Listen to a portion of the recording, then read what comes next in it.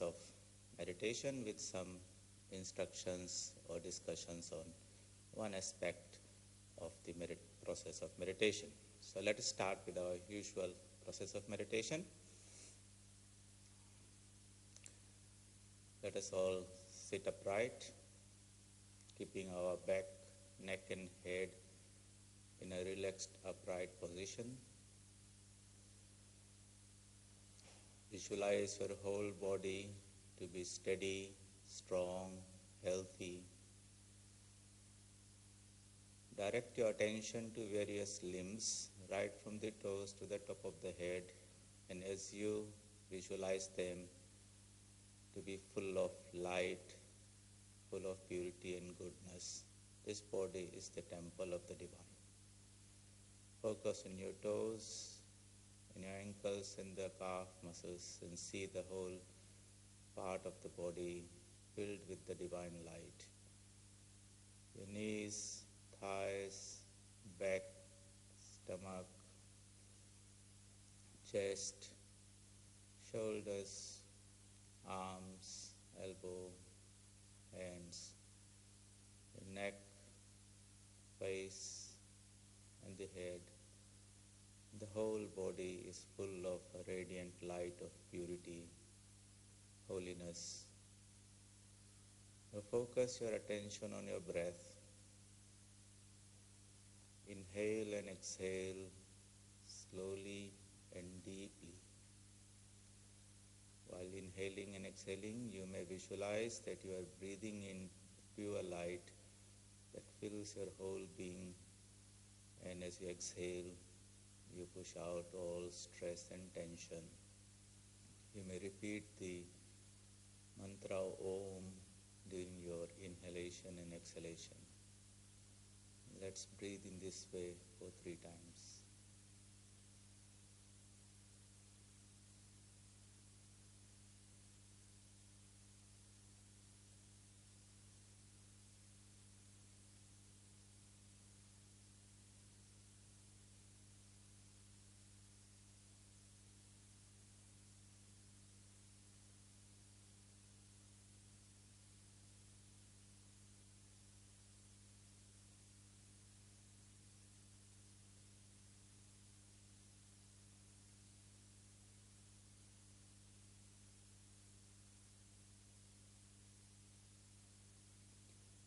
Now let's pray for the welfare of all beings throughout the universe. May all be happy, may all be peaceful, may all seek to manifest the divine within themselves. Direct your prayers to your right. Visualize your thoughts going out forever, touching and uplifting anyone it comes in contact with. See your thoughts and prayers going to your left, in front of you, behind you, above, below, and in all directions, with you as the center, radiating these prayers for the welfare of the whole creation. Now withdraw your mind from the external world and focus it in the center of your heart. Therein, visualize a beautiful lotus, fully bloomed, full of freshness and fragrance and purity.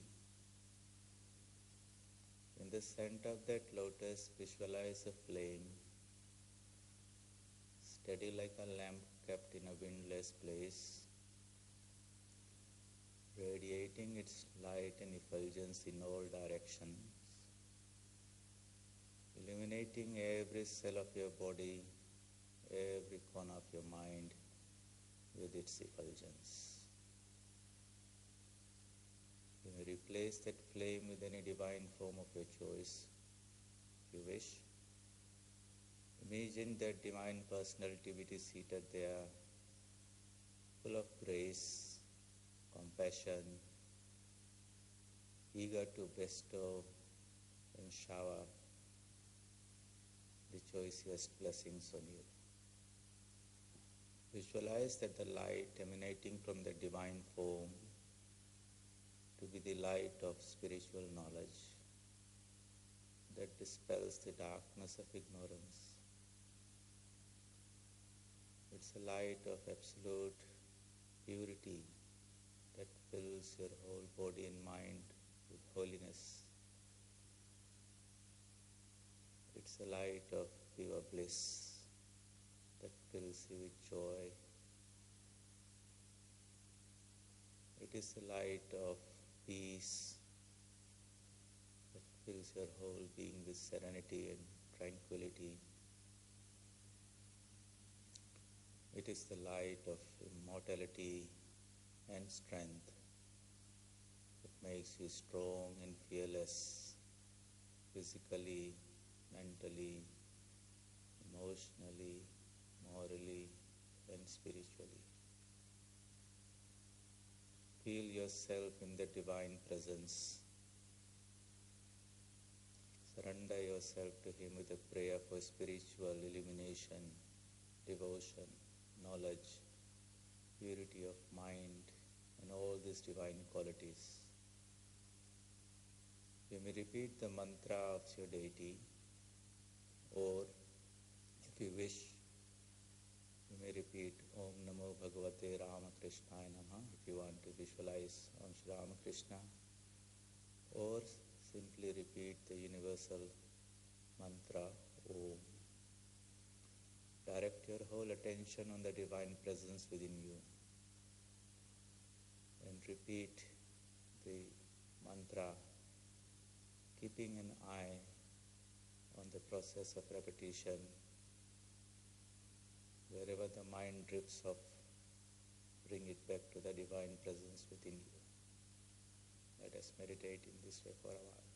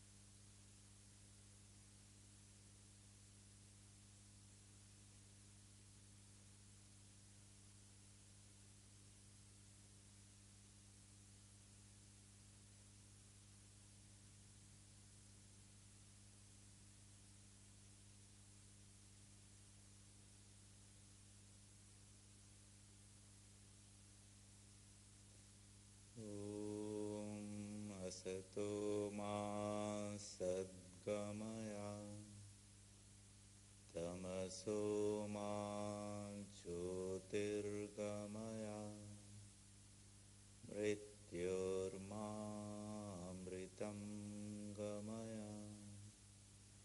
Om Shanti Shanti Shanti. Hari Om Tat Sat. Shri Ramakrishna Arpanamastu. So at the end of a meditation session, we normally conclude with a little prayer and then offer the results of the meditation to the divine that dwells in our own heart. Of course, in these sessions we meditate for some 5-7 minutes, but gradually we are supposed to increase the duration of our meditation so that we are comfortable with it without stressing ourselves too much, and increasing it to say 15 minutes, 20 minutes, eventually if you can take it to 45 minutes and an hour, then you can really feel the impact of your meditation that will linger throughout the day and giving you some inner balance and poise. Your mind will have an inner sense of center of gravity. During meditation, during this process of visualization, we visualize our body not to be a physical body, but a body that is full of light, consciousness. We visualize that there's a divine presence in our own heart, and that presence is initially visualized as light. You may replace it with any divine form of your choice. The reality is nameless and formless. It can assume the name and form according to the temperament and the way the devotee or the meditator wants to approach it. And then we try to focus our whole mind on this divine personality that is within us. For those who are very intellectual, who would like to meditate on a formless aspect of the divine, that's all right, it's a bit more difficult, but it's good for a beginner to start with any definite form, definite personality, some aspect of the divine with which we can establish a personal relationship, because we are personal beings. We can relate with another personality which is infinitely superior in all aspects to us. And that really is our own higher self, not some outsider or anything. Our own higher self is that infinite existence, infinite knowledge, infinite bliss. We approach him in this form of Shiva or Rama or Krishna or Christ or Buddha or Ramakrishna. It doesn't matter whichever form. But in the early stages, it helps to have a very personal, close relationship, just like we might have with somebody whom we love very much, who's very kind, who's full of compassion, who's all-powerful, to whom we can approach in times of need, for knowledge, for wisdom, for protection. So this, through our meditation, this divine presence should become a living presence. It should not be just like a statue or something inside our hearts. It should be alive. We should be able to talk to it. We are talking to ourselves all the time. In prayer, we are trying to talk to the divine consciousness. We might not respond to it so that we can hear, but definitely our prayers, our innermost thoughts reach him, or actually they originate from him. That is the source of consciousness that makes this mind think, the reasoning to happen, the senses to function, the body to do all these various activities. The core of our being is the divine consciousness. We, as our individual self, as a jiva, jivatman, are a being which we think is identified with this body and mind only. I am so and so as per our biodata and CV. It's like a wave that has been apparently disconnected from the ocean. It doesn't know there's an ocean. It doesn't feel the presence. So it's floating around in a limited way, tossed here and there, appears from somewhere, goes for a while, disappears. What we are trying to do is remind ourselves that behind the ocean, behind the wave is that infinite ocean. And we all different beings, persons, are different waves out of the same ocean. The difference is that the ocean is infinite and the wave is finite. So in a human being, there's limited knowledge, limited happiness, limited lifespan, limited purity, beauty and all that, while the ocean, our conception of God, is that infinite being, Akhanda Sat Chit Ananda. That is our original source. Out of that we have come. That ocean sustains at every moment. All the energy and power actually really comes from that ocean, and eventually this wave will merge into that ocean. Such is our divine birthright. We are that really children of the divine immortal bliss, as Swami Vivekananda says, or as the Upanishads say, Amritasya Putra, children of immortality. So what is the problem? In ignorance we think we are separate. Through meditation we are trying to re-establish that connection. The connection is there, it's only forgotten. It's not that really they are separated and we are going to connect. That connection is there, just like the wave never floats away into the air, it's always grounded in the ocean. Ignorance means it has just forgotten its true source. So in meditation, we try to make that reconnection. And that ocean is visualized as the divine presence in our heart, as the embodiment of infinite beauty, purity, kindness, knowledge, bliss, anything that you want to think about, that is the source. So as our meditation becomes deeper and deeper, you will feel that proximity and closeness and the warmth and the radiance coming from within. It becomes an alive thing. It's not simply an object of meditation like a statue or something. That living presence is the source of our life, is the source of everything that we feel. So during meditation, we try to establish that close connection. And we can do it in a very personal way and visualize the divine as our own mother or father to whom we can approach and ask for all things, just like a child doesn't really have to even ask. It's the mother's responsibility to feed the child at any time. The divine nourishes at all the time. Except we as children are busy with our playing and have forgotten that the divine is there all the time. Now we want to establish that communication. So as that meditation becomes deeper and deeper, you'll find that the separation becomes less and less and less. That's one of the things. You will feel that inner glow, inner stability at all the time. And when that becomes a little bit stronger, you'll find that a part of our mind is anchored inwards. With the other part, we are able to do a little bit things, whatever, earning our livelihood, engaged with different activities. But a part of our mind is always aware and feels that nourishment in terms of knowledge and strength and everything coming from inwards. As that sense becomes stronger, you'll find that whatever our needs are there, we will gravitate more inwards first, then outwards. The normal mind is always going outwards. So it's looking for knowledge there, happiness there, beauty, external enjoyments and everything external. When this inner connection happens, you'll find that you will seek more the inner beauty than the external beauty that we want to beautify ourselves with. You will seek inner peace than peace outside. You will seek for inner joy and contentment than sense enjoyments. You will seek for inner knowledge, spiritual knowledge, than what's happening around the whole universe. And as the mind begins to turn around and develop that subtle capacity, because this reality in the beginning is a visualization. Why do we visualize? Because our gross sense organs are not able to perceive it. The reality is very subtle. Through meditation, this mind itself becomes transformed into a very fine instrument, just like a high-powered microscope. And that, what was there all the time, now becomes experienced by us. And then he said, I had a vision of God, I experienced myself something. So this mind itself is the instrument. Right now it's a little dull.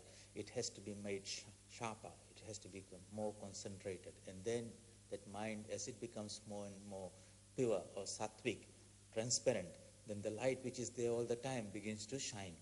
So somewhere in the beginning we have to make a little bit of effort to get a glimpse of it. And as the mind tastes a little bit of that presence, is, wow, if such is my nature, my real nature, my true self, then why am I wasting so much time in external things which are pointless? So a little bit of re-education is necessary, and that is where the scriptures and all these teachings help us, but one must go beyond and get a taste of it. We can hear about milk all the time, that is very nutritious and all those things, but one must drink that milk, digest it, and feel the energy that comes out of that milk and say, wow, that was good. So it's good to hear that the divine dwells in our heart, that we are spiritual beings and all those things are there. But through meditation, through our sadhana, we should try to have that experience. Religion is not subscribing to this faith or this other faith or this prophet or this book or ritual or ceremony or having a label of ourselves as a Hindu or Muslim or Christian. All those things come depending on which society, community, which type of family we are born in. We take the help of all these things as much as you want, whichever appeals to you. But we must outgrow them and go to the core of what all religions teach. You know what they say? That man is really a divine being. That has become embodied. And this body, the mind and the body are the clothing that it has put on. Keep them for a while, at some point it will drop it off.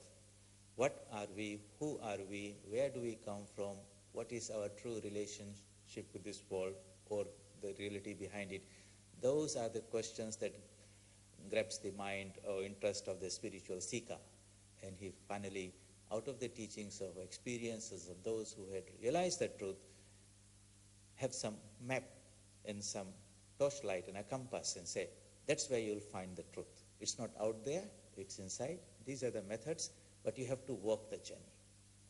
And who will do that? We ourselves have to do it, because it's not that the truth or reality of God will come and enter inside. It's there all the time. It's just covered.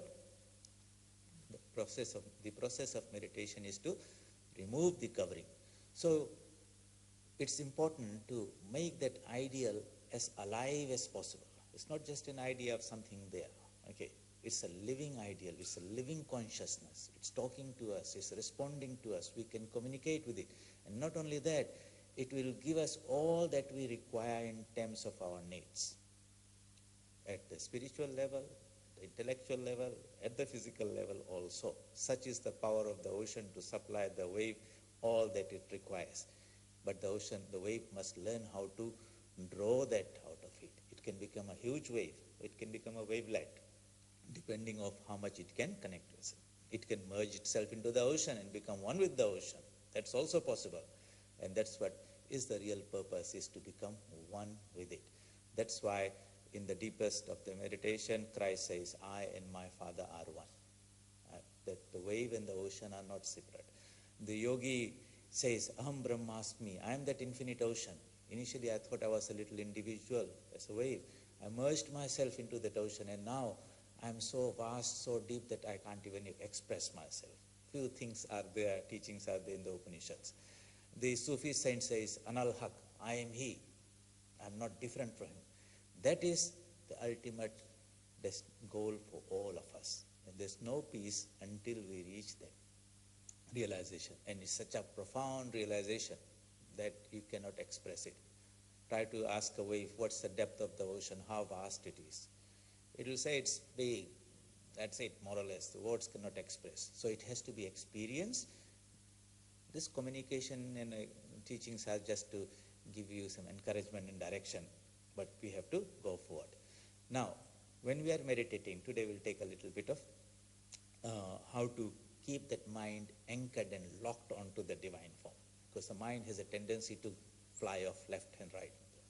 So while we visualize the form in all its divine presence, very eager and very keen to offer all these divine blessings to us, and we feel that warmth of the divine presence filling your whole body and your whole being, charging it with divine energy and all that is very, very nice to feel that. But the mind always acts through words and ideas, thoughts. So constantly thoughts and things are rolling in. And some thought will catch it and take it away to your workplace, or some work has to be done, or this or that. So in meditation, instead of having thousands of different thoughts coming and going there, we try to use one thought and keep the mind locked into that, in a loop. Okay. Eventually the ideal is to have no thoughts, but that's not possible, right, from the current position, to jump from a mind full of hundreds of thoughts coming randomly from where, and then just to make an ocean without any waves, so to say. So what we do is we used the constitution of the mind. The mind functions through names and forms. Everything has got a name and a form. So we use one form, which is the Divine Personality, and the mantra is the name of that divine form. And keep the mind locked onto that all the time.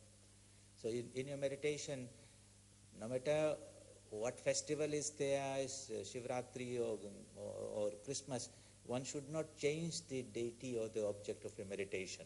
Today I'm meditating on Krishna, tomorrow on Rama, on Shiva. No. Your object of meditation will be one only. Otherwise, it will defeat the purpose of making that mind one-pointed. It will be here, today, tomorrow, another place. But in your understanding, you should have this clarity that that divine form contains within itself all aspects of divinity that is there. Sarva Deva Devi Swarupaya. All gods and goddesses and the highest being are present in that particular form, but I will enter through that particular gate. Don't try here and there, otherwise you will not have that depth of concentration. Mind is flirting here and there. But you should not feel that today is Shivratri and I am meditating in Sri Ramakrishna. No, Shiva is present in Ramakrishna also. I am meditating on Christ. So all other deities are present in Christ also. So you have not neglected anyone out, but all are embodied in your chosen ideal. All right. And that chosen ideal eventually is nameless and formless ocean there. Okay. But we require one form to lock our mind in the initial stages. And the mantra will be given by your spiritual teacher, your guru.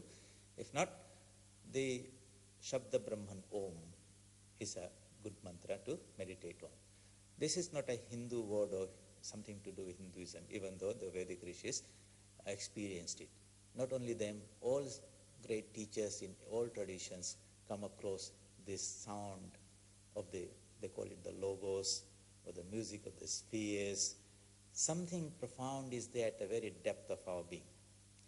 And that spiritual entity which we call Brahman or the Absolute, its first manifestation is this sound Om. In tomorrow's class, we will take that into a little deeper as what is the significance of Om. But today, we will just touch a little bit about it here. Sri Ramakrishna says, when our mind becomes very pure, then we will hear the sound Om constantly arising from the navel onwards. It's there all the time, happening in every living being. But it's a very subtle sound, and our gross ears will not pick it up. When our hearing becomes subtle, freed from this physical body, but functions through the subtle body, then we will hear that sound constantly happening, rising. And it's the same sound that comes from that ocean also. Actually, they are the same sounds, but at a very deeper level. And we want to take the help of that sound to resonate and make a connection at the deeper level of our being. That is why we repeat that sound. It's like the idea of resonance in a musical instrument. Okay, you have got two guitars in two different rooms, and if they are properly tuned, if you bang on the string on the left guitar in the left room, the right one will also resonate with it. So, at the depth of our being, that resonating sound is Om. What we are trying to do is the second guitar in another room, which is not properly tuned. And as we increase the tension and make the strings tuned, then it will some point, you will find that this Om will begin to vibrate here also. Why? Because it has become tuned with the one on the other side. Okay, you use a little bit of science to understand that. So, deep within us, at the deepest level of our being, this sound Om is pulsating, vibrating all the time. Why don't we hear it? Because our instrument here is not properly tuned. During meditation, by focusing the whole mind in attention and concentration within, that purification of the mind happens. And as that happens, you will get a little bit of that sound coming in until when it's properly locked in there, then same music is flowing both inside and outside. We want to hear that inner music, okay, and it's there all the time. So how do we understand that a little bit?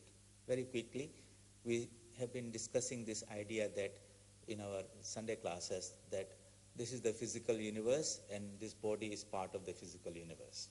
Behind this, there is a mental universe, and all our thoughts and ideas are part of that mental universe. Even finer than that is a spiritual universe in which the eye sense and the intelligence that we experience comes from there. So, the speech that I'm speaking when I say Om with my mouth and you hear with your physical ear, that Om is a very gross expression of the Om that comes from the depths of our being. So the real Om originates in that very source, the pure consciousness, and it rolls forth through the causal level, through the subtle level, and then it comes to the gross level. All right. So this spoken speech, words that I speak with the help of the physical body in the technical language is called Vaikhari. Vaikhari means that which has been produced by the physical body, Vikhara. But we are also thinking and talking with ourselves all the time. There's a thought process going. Even I might not express it, but the inner thought is going on. That thought unspoken, but at the mental level, is called Madhyama, the middle level. Those thoughts also come from a deeper source. We might not be able to pick. Thoughts are just bubbling up and we become conscious of it and we are communicating and holding into something and others drift away without notice. Where do they come from? They come from even deeper level, which is called Pashyanti. Just a glimmer of it comes. And ultimately, that also arises from that ultimate pure consciousness, which is our being, which is called Vak Shakti or Paravak. Paravak means the divine power, divine mother, whom we call Saraswati. So when we worship the divine mother as Saraswati, the bestower of spiritual knowledge, all higher knowledge, spiritual knowledge, as well as knowledge of the world, we are praying to that deity that is at, of course, we might have made a beautiful image of the divine mother, Saraswati, you might have seen, and we worship her with all articles and things, but that's the consciousness that is being worshipped through that form of that image is that divine consciousness at the depth of the whole universe and at the bottom core of our being. And from her, all these thoughts and ideas and knowledge comes. And it comes through the causal level, through the subtle level, and when it comes to the gross level, that's the one we pick and we are working and talking and say, I'm understanding. Where did it come from? All those thoughts and knowledge and information, everything is there. It comes from the core of our being. Through meditation, we are trying to reverse that process, go beyond the gross, go beyond the subtle, into the causal, and make a connection with that original source out of which everything comes. And that's when one makes that connection, one becomes all-knowing, one becomes omniscient, omnipotent. That is our divine birthright. The problem is we are a little disconnected.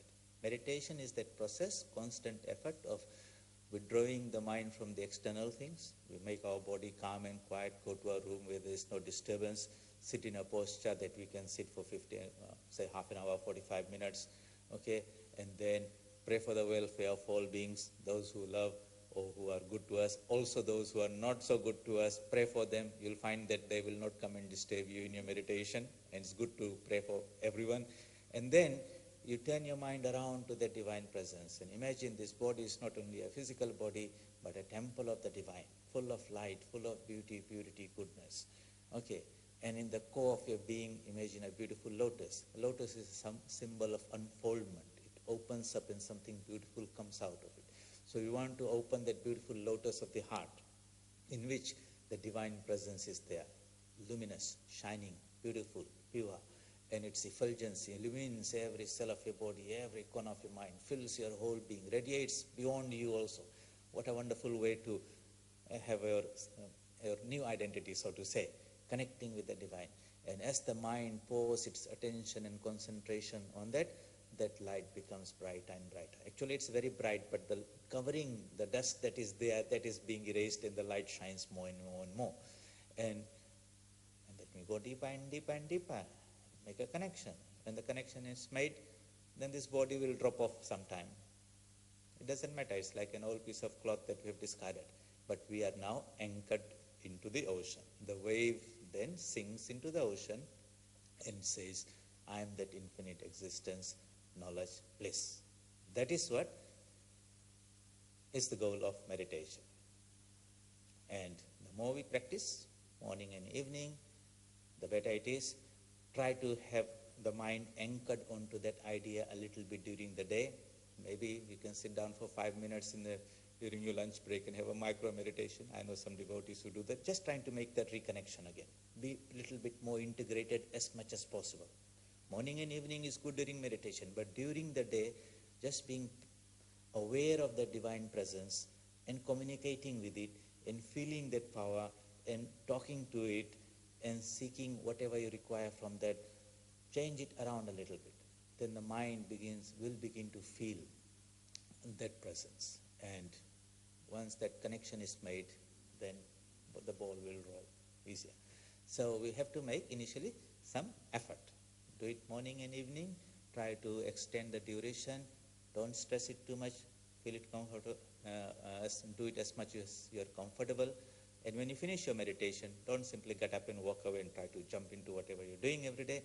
Take some time to soak in that feeling that you have worked hard to create. Take some scripture or something to read, because the mind is very pure and subtle. At that time, it's able to understand the subtle teaching that is there, and try to maintain a little bit of focus onto that inner anchor during the day, so that when you come back in the evening and you take a shower, wash your physical body, give a bath to the mind also. Meditation is that cleansing where all external things simply drop off and we focus and reconnect with the divine presence in our own heart. And that's what life is all about, to have that experience, what we are discussing, what we are visualizing, experience. The proof of the cake is in eating it. So that's what we should aim at, step by step, and know that if we take one step towards the divine within, it takes 10 steps towards us. It's very keen to make some friendship with us, so to say. And we have to just do that one step and see what's the response from that other side. It's an experiment. You don't have to believe it, you have to work it out and test it, and then that's where you'll get the conviction and the confidence. Yes, it works. So meditate like this daily, morning and evening. What we do here is only just a process to take you through. You do it with greater intensity and regularity, and hopefully this series of talks will put you on the track, and these little discussions give you a little bit of, generate a little bit of interest. And of course, it's a very deep subject. We have said this is guided meditation for beginners only. I do not know the audience I'm talking to, so the instructions are very general. And those who become very much interested, have other questions, then at a personal level, those things can be, you can try to assist them. So until then, until next Sunday, happy meditations, and we will meet at the same time next Saturday. Om Asato Ma Sadgamaya Tamaso Ma Jyotirgamaya Mrityorma Amritam Gamaya. Om Shanti Shanti Shanti. Hari Om Tat Sat. Sri Ramakrishna Arpanamastu.